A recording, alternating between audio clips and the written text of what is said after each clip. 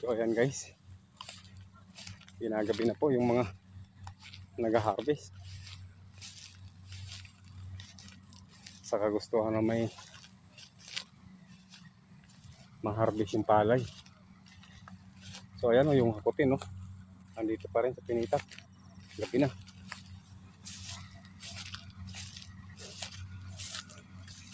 So ayan o, yung nag-harvest o.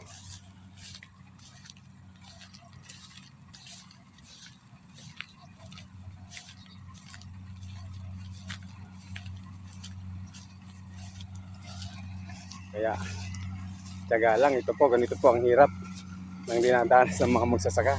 Ayun po, para lang makabawi doon sa mga kanilang pinagpunan. So ayan o.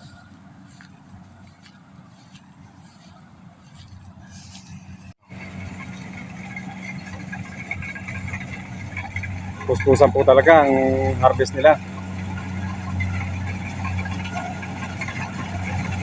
So ayan.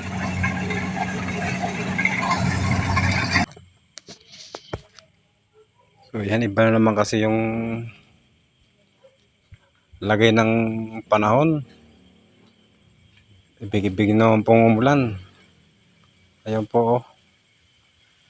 Kaya kahit gabi na, pilit pang pinapatapos ng may-ari para may salba lang din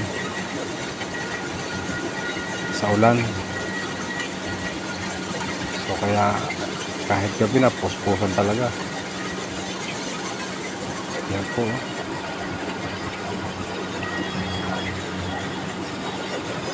Laking ginawa po sa may-ari pag na-harvest dito. So yan po.